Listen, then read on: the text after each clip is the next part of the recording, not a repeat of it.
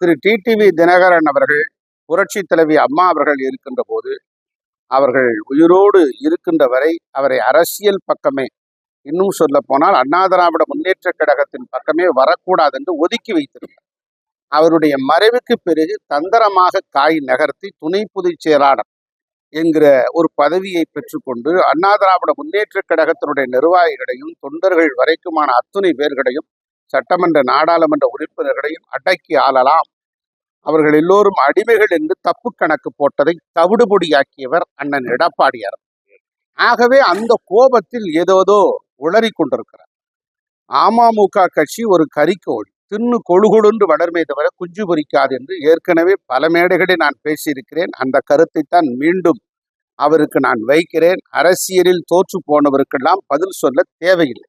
Play store மற்றும் app ஸ்டோரில் இருந்து பாலிமர் செயலியை QR கோடு மூலம் பதிவிறக்கம் செய்யுங்கள். செய்திகளை உடனுக்குடன் பெறுங்கள்.